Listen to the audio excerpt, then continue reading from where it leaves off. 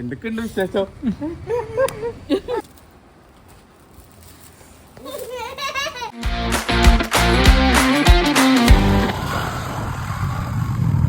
Hello friends, നമ്മുടെ all India ride wind up ആകാണ്. ഇപ്പൊ ഏകദേശം മഹാരാഷ്ട്ര ബോർഡർ കടന്ന് തെലങ്കാന കയറി. ഇനിയിപ്പോ ഏകദേശം 1500 കിലോമീറ്റർ ഉണ്ട് വീട്ടിലേക്ക്. മാപ്പിൽ ഏകദേശം ഒരു ദിവസവും 3 മണിക്കൂറും കാണിക്കുന്നുണ്ട്. ഇനിയിപ്പോ നമ്മള് സ്റ്റേ ഒന്നും ഉദ്ദേശിക്കല്ല, ഡയറക്റ്റ് വീട് പിടിക്കുകയാണ്. നൈറ്റൊക്കെ വണ്ടി ഓടിച്ച് പോകാനുള്ള പരിപാടിയാണ്. വേറെ ഒന്നല്ല, വീട്ടിലെത്തിയിട്ട് ചോറും സാമ്പാറൊക്കെ കൂട്ടിയിട്ട് പിടി പിടിക്കണം, അത്രേ ഉള്ളൂ. പിന്നെ അതിനിടയ്ക്ക് വന്നിട്ട് സർവീസ് വരുന്നുണ്ട്. അപ്പൊ വൈകുന്നേരം എവിടെയെങ്കിലും സർവീസിന്റെ കാര്യം നോക്കണം. പിന്നെ വേറെ ഒന്നുമില്ല, ഭക്ഷണമൊക്കെ ആകെ ശോകമാണ്, അതുകൊണ്ടാണ് വേഗം വീട് പിടിക്കുന്നത്. പിന്നെ ആകെ കുറച്ച് മെച്ചമുള്ളതെന്ന് വെച്ചാൽ ഇപ്പൊ തെലങ്കാന കയറിയതിന് ശേഷം ഒരു മസാല ദോശ കിട്ടി 30 രൂപക്ക്. നല്ല, അതായത് ഇത്രയും ദിവസം ചപ്പാത്തിയും ദാലും കഴിച്ച് അവസാനം ഒരു ദോശയും ചട്നിയും കിട്ടിയപ്പോ വലിയ ആശ്വാസം. അപ്പൊ ഇപ്പൊ ഏകദേശം 11 മണി, രാവിലെ 11 മണി. ഇപ്പൊ നാളെ 11 മണിയാകുമ്പോ ഒരു ദിവസമാവും. പിന്നെ ഒരു 3 മണിക്കൂർ പറയുന്നത്. അപ്പൊ 12, 2 മണിയോട് ഉച്ചയോടുകൂടി നമുക്ക് വീട്ടിലെത്താൻ പറ്റുമെന്ന് പ്രതീക്ഷിക്കുന്നു. അതെ, ഇനി വീട്ടിൽ വിളിച്ച് പറയണം, ചോറൊക്കെ റെഡിയാക്കി വെക്കാം. ചോറ് ചിക്കൻ റെഡിയാക്കാൻ പറയണം. അപ്പൊ ഓക്കെ, കാണാം. അപ്പോൾ ഇനി വീട്ടിലേക്കുള്ള യാത്രയിൽ ഹൈദരാബാദ് കയറി പിന്നെ ബാംഗ്ലൂർ, ശേഷം കോയമ്പത്തൂർ വഴി വീട്ടിലേക്കാണ് പോകുന്നത്. അപ്പോൾ ഹൈദരാബാദ് ഒരുപാട് ഫ്രണ്ട്സ് ഉണ്ട്, പക്ഷേ അവരൊന്നും മീറ്റ് ചെയ്യാൻ പറ്റില്ല. ഒന്നാമത്തെ നമ്മൾ ടൈറ്റ് യാത്രയാണ്, ഒരുപാട് സമയം കളയാനില്ല. അങ്ങനെ നമ്മൾ യാത്ര പോവുകയാണ്. അത്യാവശ്യം നല്ല റോഡാണ്, നല്ല നമ്മുടെ തിരിച്ച് നമ്മൾ സൗത്ത് ഇന്ത്യ എത്തിയതിൻ്റെ ഒരു ഫീൽ എല്ലായിടത്തും ഉണ്ട്. അതിനിപ്പോൾ ഏകദേശം ഹൈദരാബാദ് എത്തി, അതിൻ്റെ തെളിവും കാണുന്നുണ്ട്. നല്ല കട്ട ബ്ലോക്കാണ്. പറയുമ്പോൾ ഹൈദരാബാദ്, കർണാടക, തമിഴ്നാടൊക്കെ കയറി പോകാന്നുള്ളൂ. പക്ഷേ ഇനി ഒരു 1300 കിലോമീറ്റർ ഉണ്ട്. നേരത്തെ വന്നതുപോലെ അല്ല, നല്ല ചൂടുണ്ട്, ഒരു രക്ഷയില്ല. നമ്മൾ വേർത്ത് കുളിച്ച് ജാക്കറ്റിൻ്റെ ഉള്ളിലൂടെയൊക്കെ കുളിച്ചൊരു അവസ്ഥയായിട്ടിരിക്കുകയാണ് നമ്മൾ. അപ്പോൾ വീട്ടിൽ നിന്ന് വിളിക്കുമ്പോൾ പറയണ്ട, അതായത് കേരളത്തിൽ നല്ല ചൂടാണ് മക്കളെ എന്നൊക്കെ. പക്ഷേ ഇപ്പോൾ ഞങ്ങൾ അനുഭവിച്ച ഏറ്റവും നല്ല ചൂട് എനിക്ക് തോന്നുന്നത്, ഇപ്പോൾ രാജസ്ഥാനിൽ പ്രതീക്ഷയെങ്കിൽ പോലും രാജസ്ഥാനിൽ അത്ര ചൂടുണ്ടായില്ല. ഹൈദരാബാദ് ഇപ്പോൾ നല്ല ചൂടുണ്ട്, നല്ല പുകച്ചിൽ. ഏകദേശം ചോദിച്ചപ്പോൾ 44 ഡിഗ്രി സെൽഷ്യസ് ഒക്കെ അടുത്ത ടെമ്പറേച്ചർ അവിടെ നോർമലാണ് ഈ സമ്മർ സമയത്ത് എന്നാണ് പറഞ്ഞത്. അപ്പോൾ ഇവിടുന്ന് ഞങ്ങൾ പിന്നെ ഒരു ഫുഡ് കഴിക്കാനുള്ള രീതിയിൽ കയറി അവിടുന്ന് ഭക്ഷണമൊക്കെ കഴിച്ച് വേഗം ഇറങ്ങി. തീരെ വെള്ളമില്ലാതെ ഒട്ടും പറ്റുന്നില്ല, അങ്ങനത്തെ അവസ്ഥയായിരുന്നു. പിന്നെ പോകുന്ന വഴിക്ക് കണ്ടൊരു മറ്റൊരു കാഴ്ചയാണ്. അതെ, അത്യാവശ്യം സ്പീഡ് എടുക്കുമ്പോഴത്തേക്കും നമുക്ക് കാറ്റൊക്കെ കിട്ടുന്നുണ്ട്. പിന്നെ നമ്മുടെ കൂടെ ഇവരും വരുന്നുണ്ട് കേട്ടോ, യാത്രക്കാണെന്ന് തോന്നുന്നു. ഇവരും ദേശാടനക്കാരാണ്, നമ്മളും ഒരു ദേശാടന 2 കിളികളാണ്. അപ്പം നമ്മുടെ കൂടെ തന്നെ ഇവരും വീട്ടിലോട്ട് വരുന്ന തോന്നുന്നത്. കണ്ടിന്യൂസ് ആയിട്ട് ഇവർ നമ്മുടെ കൂടെ തന്നെ പറന്നു വന്നുകൊണ്ടിരിക്കുകയാണ്. നമ്മുടെ വണ്ടി ഏകദേശം 45 കിലോമീറ്റർ സ്പീഡ് എടുത്താണ് പോകുന്നത്. അവരും അതേപോലെ തന്നെ സ്പീഡിലാണ് പറക്കുന്നത് അല്ലേ രാവിലെ. അതെ, ഏറ്റവും രസം എന്ന് വെച്ചാലുണ്ടല്ലോ, ഇവർ കറക്റ്റ് നമ്മൾ റോഡിൽ പോകുന്ന പോലെ തന്നെയാണ് ഇവരും റോഡിലൂടെ പോകുന്നത്. വേറെ എവിടെ ഞാൻ ഇങ്ങനെ ഈ വരുന്ന നമ്മളിങ്ങനത്തെ കാഴ്ച കണ്ടിട്ടില്ല. ഇത് സൈഡിലുള്ള പക്ഷികൾ വണ്ടികളെ പോലെ തന്നെ റോഡിന്റെ NH തൊട്ട് മുകളിലായിട്ട് പറന്നു പോകുന്നത്. നല്ല ഭംഗിയുണ്ടായിരുന്നു. ഒരേ നിരയിൽ ഒരേ നല്ല കണക്ഷനോടെ അവർ പോകുന്നു, നമ്മൾ പോകുന്ന അതേ അവസ്ഥയിൽ. ശരിക്കും ഇവരോടൊരു അസൂയാണ് തോന്നുന്നത്. കാര്യം ഇവർക്ക് ഇങ്ങനെ നടക്കാലോ, എന്തോരോ സ്ഥലങ്ങളാണ് ഇവർക്ക് ഇറങ്ങി കാണുന്നത്. പിന്നെ പെട്രോൾ അടിക്കണ്ട, എന്തായാലും എന്ത് സുഖം. അതെ, പെട്രോളിനൊക്കെ ഇപ്പൊ എന്താ വില അല്ലേ. അതെ, എന്നിട്ടും പെട്രോൾ അടിച്ച് ഓൾ ഇന്ത്യ മൊത്തം കഴിഞ്ഞ് വന്നേക്കാണ്. ഇതിപ്പോൾ വൈകുന്നേരത്തെ കാഴ്ചയാണ്. അങ്ങനെ അവരുടെ ഭംഗിയെല്ലാം ആസ്വദിച്ച് കുറച്ച് കഴിഞ്ഞ് രാത്രിയായി. അപ്പോൾ രാത്രി ഞങ്ങൾ സ്റ്റേ എടുക്കണ്ടെന്നാണ് വിചാരിച്ചത്. പക്ഷേ ഒരു കടകളോ ആളനക്കമോ അങ്ങനെ ഒന്നുമില്ല റോഡ്. അപ്പോൾ വിജനമായിട്ട് കിടക്കണത് കണ്ട് നമ്മൾ സ്റ്റേ എടുക്കാൻ തീരുമാനിച്ചു, റിസ്ക് എടുക്കുന്നില്ല. അങ്ങനത്തെ രാത്രിത്തെ സ്റ്റേ എല്ലാം കഴിഞ്ഞ് രാവിലെ നമ്മൾ യാത്ര പുറപ്പെടുകയാണ്. അവിടെ ഒരു വലിയൊരു പ്രതിമ കണ്ടു, ഒരു ഹനുമാന്റെ പ്രതിമ കണ്ടു. പണി നടക്കുന്ന ഒരു അമ്പലമാണെന്ന് തോന്നുന്നു. അപ്പം ആ കാഴ്ചകളൊക്കെ കണ്ട് നമ്മൾ പിന്നെയും യാത്ര തുടങ്ങുകയാണ്. ചുറ്റുമുള്ള കാഴ്ചകളിൽ നമുക്ക് സൗത്ത് ഇന്ത്യയായിട്ട് താരതമ്യം ചെയ്യാൻ പറ്റുന്ന പ്രത്യേകിച്ച് കാര്യങ്ങളൊന്നുമില്ല. എന്നാൽ പോലും വൃക്ഷങ്ങൾ, അതായത് മരങ്ങളുടെ രീതികളൊക്കെ മാറിയിട്ടുണ്ട്. നമ്മുടെ നാട്ടിലെ പോലെ തന്നെ മരങ്ങളൊക്കെ വന്നു തുടങ്ങിയിട്ടുണ്ട്. പിന്നെ ഇലക്ഷൻ്റെ ബന്ധപ്പെട്ട് ഫ്ലക്സുകൾ കാണുന്നുണ്ട്. ശേഷം ഒരു പെട്രോൾ പമ്പിൽ കണ്ടൊരു കാഴ്ചയാണ്. അവിടുത്തെ ചേച്ചി ഇങ്ങനെ ഒരു വുമൻസ് ടോയ്ലറ്റാണ്. അവിടുത്തെ ചേച്ചി നമുക്ക് തുറന്ന് കാണിച്ച് തരികയാണ്. അതായത് പാഡ്, സാനിറ്ററി നാപ്കിൻ നമുക്ക് കിട്ടുന്ന വെറും 5 രൂപ കൊടുത്തു കഴിഞ്ഞാൽ അതിനകത്ത് നമുക്ക് ഒരു സാനിറ്ററി നാപ്കിൻ കിട്ടും. അതായത് പീരിയഡ്സ് ആ സമയത്തൊക്കെ സ്ത്രീകൾക്ക് വേറെ അന്വേഷിച്ച് പോകാനൊന്നും വേണ്ട. ഈ പെട്രോൾ പമ്പിൽ ഇതെല്ലാം സൗകര്യമുണ്ട്. ഒന്ന് ഓർത്ത് നോക്കണം, ഇതൊക്കെ നമ്മുടെ ഇന്ത്യയിലാണ്. ചേച്ചി അപ്പോൾ ഇതെല്ലാം വിശദീകരിച്ച് നമുക്ക് പറഞ്ഞു തന്നു. ശേഷം വീണ്ടും യാത്ര തുടങ്ങി. അപ്പോൾ നമ്മുടെ വണ്ടി സർവീസൊക്കെ ചെയ്യാറുള്ള കിലോമീറ്റർ ആയിട്ടുണ്ട്. ഇനിയിപ്പോൾ അതിനുള്ള വർക്ക്ഷോപ്പ് നമ്മൾ തപ്പി നടന്നുകൊണ്ടിരിക്കുകയാണ്. നല്ലൊരു വർക്ക്ഷോപ്പ് കിട്ടിക്കഴിഞ്ഞാൽ നമുക്ക് സർവീസും ചെയ്യണം. അങ്ങനെ കുറച്ച് ദൂരം കഴിഞ്ഞപ്പോഴാണ് കിയയുടെ ഒരു ഫാക്ടറി തന്നെ കണ്ടത്. ഒരു ഏകദേശം കിലോമീറ്ററുകൾ നീണ്ടു കിടക്കുന്ന ഒരു ഫാക്ടറി തന്നെയാണത്. നല്ലോണം വലിയൊരു ഫാക്ടറി. അതായത് തുടങ്ങിക്കഴിഞ്ഞപ്പോൾ ഞങ്ങൾ വിചാരിച്ചു ഇപ്പം തീരും എന്ന് വിചാരിച്ചാണ്. പക്ഷേ ഉണ്ടല്ലോ, വളരെ നീളം എന്ന് വെച്ചാൽ നീളം മാത്രം, നല്ല വീതി. അങ്ങോട്ട് നമുക്കറിയാം ഒരുപാടുണ്ട്, കാഴ്ചകൾ അത്രയുണ്ട്. എല്ലാ ലോജിസ്റ്റിക്സ് ഉൾപ്പെടെ എല്ലാം കഴിഞ്ഞ് ഇവിടെ നിന്നായിരിക്കും പോകുന്നത്. പിന്നെ തിരിച്ച് ഞങ്ങൾ ഫുഡ് കഴിക്കാൻ കയറി. ഇവിടുത്തെ ഒരു സ്പെഷ്യൽ ഫുഡാണെന്ന് പറഞ്ഞ് മേടിച്ചാണ് നമ്മുടെ പൊറോട്ട പരത്തി അടിച്ച് വേവിച്ച് തരുന്നു. അങ്ങനെ ഒരു സാധനം. അങ്ങനെ ചോറ് കഴിച്ചാൽ അതൊന്ന് ട്രൈ ചെയ്തു. പിന്നെ അടുത്ത് തന്നെ ഒരു ലോക്കൽ വർക്ക്ഷോപ്പിൽ നമ്മൾ ഓയിൽ ചേഞ്ച് ചെയ്യാനായിട്ട് കയറി. നല്ല ഓയിലൊക്കെ അത്യാവശ്യം നല്ല കറുത്തിട്ടുണ്ടായിരുന്നു. ഇത്രയും ദൂരം ഓടിയതല്ല, നല്ലോണം ഓയിൽ കറുത്തിട്ടുണ്ട്. വണ്ടിയൊക്കെ ആകെ ചെളി പിടിച്ച് ആ ഒരു അവസ്ഥയാണ്.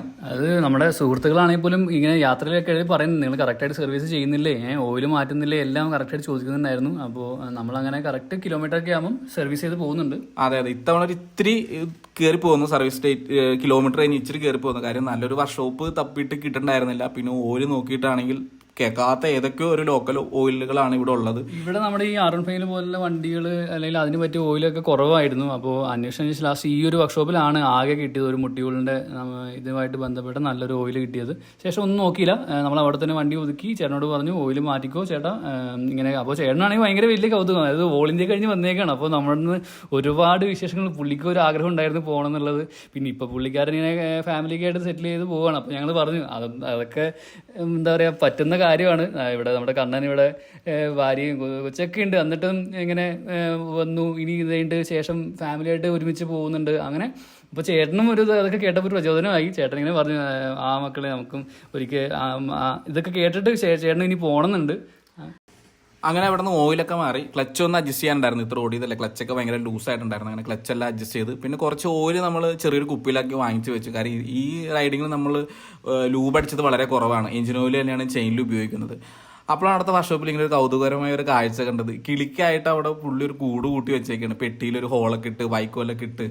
പുള്ളി പറഞ്ഞു അവിടെ ഇഷ്ടംമാതിരി കിളികളുണ്ട്, മുട്ടയുണ്ട്. അപ്പുറത്ത് തന്നെ വേറൊരു കൂടുണ്ട്. കയറുന്ന വീഡിയോസ് ഞങ്ങൾ കുറച്ച് എടുക്കാൻ നോക്കിയെങ്കിലും അത് കിട്ടിയില്ല. പിന്നെ അതും കഴിഞ്ഞ് ഞങ്ങൾ യാത്ര തുടങ്ങി. പിന്നെ വീണ്ടും ഹൈവേയിലോട്ടാണ് കയറിയത്. ഇനി നമ്മുടെ ബാംഗ്ലൂർ ഏകദേശം എത്താറായിട്ടുണ്ട്. ബാംഗ്ലൂരിന്റെ ബോർഡൊക്കെ കാണാം. വീണ്ടും നല്ല റോഡാണ്. ഈ പോകുന്ന വഴിക്കെല്ലാം ഏറ്റവും നല്ല റോഡാണ് കിട്ടിയത്. നമുക്ക് ഒരിക്കലും ഒരു തരത്തിൽ യാത്രയ്ക്ക് ബുദ്ധിമുട്ടായിട്ടുള്ള ഒന്നും ഉണ്ടായിട്ടില്ല. ഈ യാത്രയിൽ നല്ല രീതിയിൽ റൈഡിങ് ശരിക്കും എൻജോയ് ചെയ്തിട്ടുണ്ട്. അങ്ങനെ ബാംഗ്ലൂരിലേക്കുള്ള വഴിയാണ്. പൊതുവേ മുന്നേ പലതവണ ബാംഗ്ലൂർ വന്നിട്ടുണ്ട്, ജോലിയുടെ ആവശ്യങ്ങളൊക്കെ ആയിട്ട് പലതവണ ബാംഗ്ലൂർ വന്നിട്ടുണ്ട്. അപ്പോൾ ബാംഗ്ലൂർ സിറ്റി എന്ന ലെവലിൽ നമുക്കറിയാം സിറ്റിയിൽ എന്തൊക്കെയുണ്ട്, എത്രത്തോളം ക്രൗഡഡ് ആണ് എന്ന കാര്യങ്ങളൊക്കെ. ഇനിയിപ്പോൾ പോകുന്ന വഴി പക്ഷേ അതാണെന്ന് തോന്നുന്നില്ല. അങ്ങനെ മുന്നോട്ട് പോയപ്പോഴാണ് മനസ്സിലായത് അതായത് തീർത്തും കാണാത്ത മറ്റൊരു ബാംഗ്ലൂർ, അതായത് ഉൾനാടൻ ഗ്രാമത്തിലുള്ള ബാംഗ്ലൂർ. അത് എത്ര പേര് ഈ സൈഡ് കണ്ടിട്ടുണ്ടാവുമെന്ന് എനിക്കറിയില്ല. ഞങ്ങൾ ആദ്യമായിട്ടാണ് ഇങ്ങനെ ഒരു ഇത് കാണുന്നത്. ഏറ്റവും തിരക്കുള്ള ബാംഗ്ലൂരിൻ്റെ ഒരു സൈഡിൽ ഒരു ഗ്രാമം, വളരെ സാധാരണ രീതിയിൽ ആൾക്കാർ അവരുടെ ജീവിതങ്ങൾ, ചെറിയ വീടുകൾ, കൃഷി കാര്യങ്ങളൊക്കെ ആയിട്ട് ജീവിച്ചു പോകുന്ന ഒരു സമൂഹം. അങ്ങനെ എല്ലാം പുതിയ പുതിയ കാഴ്ചയായിട്ട് ഞങ്ങൾ മുന്നോട്ട് പോവുകയാണ്. അതെ ഹൈവേന്ന് കുറച്ച് നേരം ഹൈവേ ബോറടിക്കുമ്പോൾ ഇതുപോലത്തെ റോഡുകൾ കയറുന്നത് വലിയൊരു ആശ്വാസമാണ്. കാര്യം ഈ ഗ്രാമീണ ഭംഗികൾ കാണുമ്പോൾ പ്രത്യേക ഒരു ഫീലാണ്. അങ്ങനെ ഈ വഴിയുടെ പാരലായിട്ട് തന്നെ പോകുന്നത് എനിക്ക് മാപ്പിൽ കണ്ടത് വെച്ച് മനസ്സിലാക്കിയതെന്ന് വെച്ചാൽ കൃഷ്ണഗിരി ഹൊസൂർ ബാംഗ്ലൂർ റോഡാണ്. അതിൻ്റെ പാരലായിട്ട് മറ്റൊരു ചെറിയൊരു ഉൾനാടൻ വഴിയാണ്. അപ്പോൾ NH വഴി പോയിട്ടുള്ള കാഴ്ചകൾ മാത്രമേ ഇത്രയും നാളായിട്ട് കണ്ടിട്ടുള്ളൂ. ഇതാദ്യമായിട്ടാണ് ഇങ്ങനൊരു മറ്റൊരു വശമുണ്ട് ബാംഗ്ലൂരിൽ നിന്ന് കാണുന്നത്. വളരെ ഉള്ളോട്ടായിട്ട് മലകളും കാട് ഒക്കെ പ്രദേശമായിട്ടാണ് മുന്നോട്ട് പോകുന്നത്. കാര്യം എന്തായാലും ഈ വഴി എടുത്തത് വളരെ നന്നായി എന്ന് തന്നെ പറയുള്ളൂ. കാര്യം ഇത്രയും ഒരു പ്രത്യേക ഒരു ഭംഗിയാണ് ഈ പോകുമ്പോൾ. ഹൈവേ ഓടിച്ച് ബോറടിച്ചു എന്ന് പറയാൻ വേണമെങ്കിൽ സത്യം പറഞ്ഞാൽ ഇത്രയും ദൂരം ഹൈവേ തന്നെ ഓടിച്ചത്. കാര്യം ഈ റോഡ് ഒരു കാട് ഫീലൊക്കെ ഉണ്ട്. അതുപോലെ തന്നെ സന്ധ്യയായി തുടങ്ങിയിട്ടുണ്ട്. നമ്മൾ എത്രയും പെട്ടെന്ന് ഹൈവേയിലോട്ട് കയറുകയും വേണം. കാര്യം ഇതൊരു വിജനമായ റൂട്ടിൽ രാത്രി ഒന്ന് പെട്ടാനുള്ള അവസ്ഥ പറയണ്ടല്ലോ. പിന്നെ പ്രത്യേകിച്ച് ഇത് ഉൾവഴി ആയതുകൊണ്ട് ഇവിടെ ലൈറ്റ് കാര്യങ്ങളില്ല, സ്ട്രീറ്റ് ലൈറ്റ് ഒന്നുമില്ല. ഇത് കുറച്ചും കൂടി ഇങ്ങനെ പോവുകയാണെങ്കിൽ നമുക്ക് സ്റ്റേ കിട്ടില്ല. ഒന്നാമത്തെ കാര്യം ഇങ്ങനത്തെ ഒരു സ്ഥലത്ത് സ്റ്റേ കിട്ടില്ല. പിന്നെ യാത്ര ബുദ്ധിമുട്ടായിരിക്കും. അതുകൊണ്ട് തന്നെ എത്രയും പെട്ടെന്ന് തന്നെ വളരെ പെട്ടെന്ന് തന്നെ NHലേക്ക് കടക്കണമെന്നുണ്ട്. പിന്നെ നമുക്ക് വേണ്ട സ്റ്റേ കാര്യങ്ങളൊക്കെ അന്വേഷിക്കണമെന്നുണ്ട്. അങ്ങനെ മുന്നോട്ട് പോവാണ്. പിന്നെ കൃഷ്ണഗിരി എത്തി. ഒരു പെട്രോൾ പമ്പിൽ നമ്മൾ സൈഡ് ആക്കി ക്ഷീണം മാറ്റി. സൈഡ് ആയെന്നെ പറയാം. അത്ര ക്ഷീണം ഉണ്ടായിരുന്നു, ബോധം കെട്ടവല ഞാൻ ഉറങ്ങിപ്പോയി. അത് കഴിഞ്ഞ് കുറച്ച് കഴിയുമ്പോഴത്തേക്ക് രാഹുൽ നല്ല ക്ഷീണമാണെന്ന് പറഞ്ഞു. അപ്പോൾ അവിടെ കൊതുകടി ഉള്ളതുകൊണ്ട് വേറൊരു സ്ഥലത്ത് വന്നിട്ട് ഞങ്ങളൊരു ബേക്കറിയുടെ സൈഡിൽ വന്ന് ഞാനൊരു ചായയൊക്കെ കുടിച്ചിരുന്നു. രാഹുൽ നേരെ ഉറക്കമാണ്. രാഹുലിന്റെ ഫ്രണ്ടും അപ്പുറത്ത് കിടന്ന് ഉറങ്ങുന്നുണ്ട്. നമുക്ക് കാണാം ഫ്രണ്ട് ആരാന്നുള്ളത് നമുക്ക് ഇപ്പൊ കാണാം. പിന്നെ വീഡിയോ എടുക്കാൻ ഒരാൾ വേണമല്ലോ. അങ്ങനെ അവിടുന്ന് കുറച്ചൊരു ഉറക്കമൊക്കെ കഴിഞ്ഞ് നമ്മൾ തമിഴ്നാട് ബോർഡർ കയറി. അങ്ങനെ ഇപ്പൊ നേരത്തെ നമുക്ക് വീഡിയോയിൽ നമുക്ക് കണ്ടിരുന്നത് 44,444 ഇപ്പൊ 45,000 കിലോമീറ്റർ. അത്രയും വളരെ പെട്ടെന്നാണ് ഇപ്പം സ്റ്റേ കൊടുക്കാത്തതുകൊണ്ട് തന്നെ രാത്രിയുള്ള യാത്രകളൊക്കെ ഉള്ളതുകൊണ്ട് വളരെ പെട്ടെന്നാണ് ദിവസം ഡിസ്റ്റൻസ് കവർ ചെയ്യുന്നത്. അതെ, ഇന്നലെ രാത്രി അത്യാവശ്യം കുറച്ച് നേരം ഞങ്ങൾ അങ്ങോട്ടും ഇങ്ങോട്ടും മാറി ഉറങ്ങിയെന്നല്ലാണ്ട് വേറെ ഫുൾ സ്റ്റേ എടുത്തിട്ടില്ല. ഞങ്ങൾ കുറച്ച് ദൂരം പോകും, ഇടയ്ക്കൊന്ന് റെസ്റ്റ് എടുക്കും, അങ്ങനെ പോയിക്കൊണ്ടിരിക്കുകയാണ്. അങ്ങനെ അവസാനം നമ്മൾ കേരളത്തിന്റെ മണ്ണിലേക്ക് എത്തിയിരിക്കുകയാണ്. അതായത് പാലക്കാട്. പാലക്കാട് ബോർഡ് കയറുമ്പോൾ തന്നെ ഒരു ആശ്വാസമുണ്ട്. അത് മൊത്തത്തിൽ പച്ചപ്പും നമ്മുടെ KL വണ്ടികളും പിന്നെ കടകളും എല്ലാം കാണുമ്പോൾ ഒരു സന്തോഷം. അങ്ങനെ ഇപ്പൊ കറക്റ്റ് പാലക്കാട് റോഡിലാണ് യാത്ര. അതെ, ആ സന്തോഷം എന്തായാലും പറഞ്ഞറിയിക്കാൻ പറ്റില്ല. കാര്യം ഇത്രയും സ്റ്റേറ്റുകളെല്ലാം കടന്ന് നമ്മൾ നമ്മുടെ നാട്ടിലെത്തിയൊരു ഫീലാണ്. ശരിക്കും പറഞ്ഞാൽ വല്ലാത്തൊരു ആശ്വാസം, നമുക്കൊരു പ്രത്യേക ഒരു ധൈര്യം, എന്താ പറയാ, ഒരു കുറെ ടെൻഷനുകൾ അങ്ങോട്ട് മാറി വല്ലാത്തൊരു ഫീലാണ്ടോ. അതായത് നമ്മുടെ സ്വന്തം സ്ഥലത്തേക്ക് എത്തിയേക്കാണ്. എന്തൊക്കെ പറഞ്ഞാൽ സ്വന്തം വീട്, സ്വന്തം സ്ഥലം എന്ന് വലിയ കാര്യമുണ്ട്. അങ്ങനെ നമ്മുടെ ഇന്ത്യൻ കോഫി ഹൗസിൽ കയറി. ഇനിയിപ്പോ നമ്മുടെ ഭക്ഷണങ്ങൾ കിട്ടി തുടങ്ങി. നല്ലൊരു ഭക്ഷണം മേടിക്കണം എന്ന് പറഞ്ഞിട്ട് പൊറോട്ടയും ചിക്കനാണ് വാങ്ങിച്ചത്. ഒരു കറിയാണ് ഞങ്ങൾ വാങ്ങിച്ചുള്ള കാര്യം. വീട്ടിൽ ചിക്കൻ കറി ഉണ്ടാക്കാൻ പറഞ്ഞ് ഏൽപ്പിച്ച് വെച്ചേക്കാണ്. ഞങ്ങൾ ഇനി ഒരു 1-2 മണിക്കൂറിനുള്ളിൽ വീടെത്തും. കാലത്തെ വിശപ്പായതുകൊണ്ട് അവിടെ നിന്ന് കയറി കഴിച്ചതാണ്. അങ്ങനെ ചപ്പാത്തിയും ദാലിനും ശേഷം അവസാനം നല്ല നമ്മുടെ പൊറോട്ടയും നാടൻ ചിക്കൻ കറിയൊക്കെ ആയിട്ട് കഴിച്ച് ഇത് നമ്മുടെ വീട്ടിലോട്ടുള്ള വഴിയാണ്. ഇനി വെറും 400 മീറ്റർ കൂടെ ഉള്ളൂ നമ്മുടെ വീടെത്താൻ. എന്തോ നമ്മുടെ നാട് എത്തിക്കുമ്പോഴത്തേക്കുണ്ടല്ലേ ഈ ശരിക്കും പറഞ്ഞാൽ ഈ പ്രവാസികളുടെയൊക്കെ ഒരു ഫീലിംഗ് ശരിക്കും മനസ്സിലാവുന്നത് ഇപ്പോഴാണ് കേട്ടോ. ഇത്രയും ഞങ്ങൾ ഒരു മാസം പോയിട്ടുള്ളൂ, എന്നിട്ട് നാട്ടിലോട്ട് വരുമ്പോ തന്നെ അത്ര സന്തോഷം. അപ്പൊ പ്രവാസികൾ 1 കൊല്ലം 2 കൊല്ലം നിന്ന് വരുന്ന പ്രവാസികളുടെയൊക്കെ ഒന്നും പറയാനില്ല. അതായത് ഈ യാത്ര, ഈ 400 മീറ്റർ ട്രാവൽ ചെയ്യുമ്പോൾ ശരിക്കും പറഞ്ഞാൽ ഇത്രയും നാള് വണ്ടി ഓടിച്ച് ഇത്രയും നാള് കണ്ട കാഴ്ചകൾ മനസ്സിലേക്ക് വരികയാണ്. ഇത്രയും നാള് ഈ നമ്മൾ എൻജോയ് ചെയ്ത ഓൾ ഇന്ത്യയുടെ എല്ലാ അനുഭവങ്ങളും യാത്രയോടെ അവസാനിക്കുകയാണല്ലോ ഈ യാത്ര എന്നുള്ള സങ്കടവും ഉണ്ട്. അടുത്ത യാത്ര തുടങ്ങാനുള്ള സന്തോഷമുണ്ട്. എന്തൊക്കെയാണ് ഫീലിംഗ് എന്നുള്ളത് പറഞ്ഞറിയിക്കാൻ പറ്റുന്നില്ല. അതായത് ഇത് തീരുന്നതല്ല, ഇത് വീണ്ടും ഇനി മറ്റൊരു വലിയൊരു യാത്രയിലേക്ക് അടുത്ത തുടക്കത്തിനുള്ളത് നമ്മുടെ സ്റ്റാർട്ട് ചെയ്ത നമ്മുടെ വീടിനടുത്തുള്ള ഒരു അമ്പലമാണ്. ഇവിടെ നിന്നാണ് ഞങ്ങളുടെ എല്ലാ യാത്രകളെല്ലാം തുടങ്ങുന്നത്. ഇവിടെ നിന്നെല്ലാം അനുഗ്രഹം മേടിച്ചിട്ടാണ് എല്ലാ യാത്രകളും തുടങ്ങുന്നത്. അങ്ങനെ ആ മണ്ണിലോട്ട് സേഫായിട്ട് നമ്മൾ എത്തിയിരിക്കുകയാണ്. ഇത്രയും ദൂരം നമ്മളെ എത്തിച്ച ഈ വണ്ടിയോടുള്ള ബഹുമാനവും പറഞ്ഞറിയിക്കാൻ പറ്റുന്നില്ല. കാര്യം നമ്മുടെ കൂടപ്പറപ്പിനെ പോലെ കൊണ്ടുപോയി ഒരു വിധത്തിൽ നമ്മളെ ചതിച്ചിട്ടില്ല. ഒരു ബ്രേക്ക് ഡൗണോ ഒന്നും തന്നിട്ടില്ല. പലവിധ സ്ഥലത്ത് നിന്ന് നമ്മളെ സേവ് ചെയ്ത് കൊണ്ടുവന്ന ഒരുത്തൻ. വല്ലാത്തൊരു ആത്മബന്ധം ഈ വണ്ടിയോട്. അതെ, അതായത് ഒരു പഞ്ചർ പോലും കിട്ടിയില്ല. അതായത് ഇവിടുന്ന് യാത്ര തുടങ്ങുമ്പോൾ നമുക്ക് ആദ്യം ഉണ്ടായ പേടി അതായിരുന്നു. അതായത് വളരെ സേഫ് ആയിട്ട് പോയി തിരിച്ചെത്താം. കാരണം പല ആൾക്കാരെ അനുഭവങ്ങളൊക്കെ അങ്ങനെ അല്ലായിരുന്നു. അപ്പൊ നമ്മുടെ എല്ലാവരും പറയുന്നു മകളെ സൂക്ഷിച്ച് നന്നായിട്ട് പോയി വാ. അപ്പൊ ഇവിടുത്തെ ഉള്ള ആൾക്കാരായിട്ട് നമ്മൾ സംസാരിച്ച് തിരിച്ച് വന്നപ്പോൾ നമ്മുടെ വിശേഷങ്ങളൊക്കെ കേൾക്കാൻ വേണ്ടി അമ്പലത്തിൽ തന്നെ ആൾക്കാരുണ്ടായിരുന്നു. അവരായിട്ട് കുറെ വിശേഷങ്ങളൊക്കെ പറഞ്ഞിരുന്നു. ശേഷം വീട്ടിലേക്ക് നമ്മുടെ വീട്ടിലോട്ട് എത്തി. വല്ലാത്തൊരു ഫീലാണ്. അമ്പലത്തിന് തൊട്ടിപ്പുറത്ത് തന്നെ വീട്. അങ്ങനെ വീട്ടിലോട്ട് ഫൈനലി കയറി ഒരു 10-35 ദിവസം കഴിഞ്ഞ് നമ്മൾ എത്തിയൊക്കെയാണ്. വളരെ സേഫായിട്ട് വളരെ സന്തോഷമുണ്ട്. അതെ, എൻ്റെ അമ്മയാണ്. കൊച്ചു വന്നിട്ടുണ്ട്. കുറച്ചാൾ കൊച്ചില്ലാത്തത് കൊണ്ട് ഇങ്ങനെ വിളിയാണ് ഇടക്കിടക്ക്. അച്ഛൻ എന്ന് വരും എന്ന് പറയുന്നത്. അപ്പുറത്ത് നിൽക്കുന്നത് വൈഫാണ്. അങ്ങനെ അവരുടെയൊക്കെ മൊത്തം സന്തോഷം കണ്ട് ഇത്ര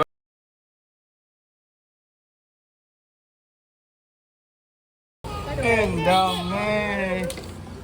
വാ ചോദിക്കട്ടെ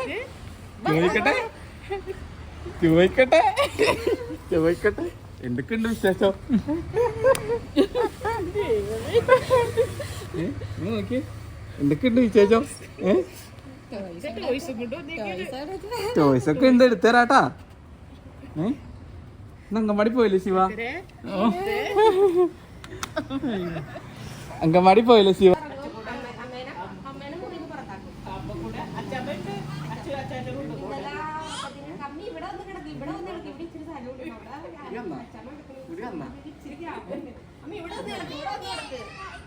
എന്താണ് ഇതെന്താ ശിവ? അത് തുറന്നു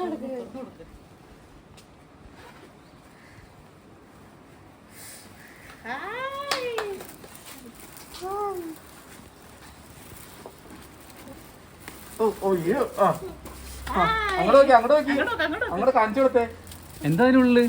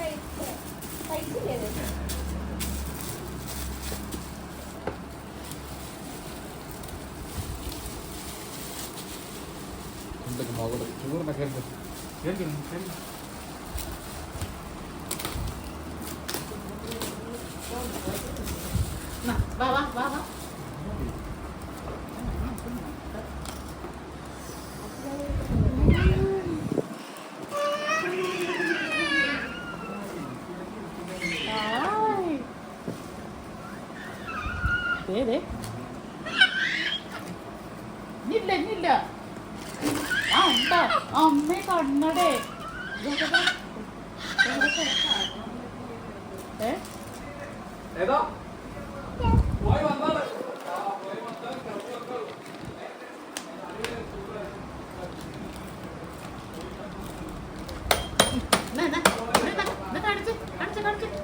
അച്ഛമ്മടെ കണ്ണടക്ക് ദിവസവും ബഹളമല്ലേ കാണിച്ചോട്ടെ ഇങ്ങോട്ട് നോക്ക് ഇങ്ങോട്ട് നോക്ക് ഇവിടെ ഇവിടെ നോക്ക് ഇവിടെ നോക്ക് ഇവിടെ ഇവിടെ ഇവിടെ ഇവിടെ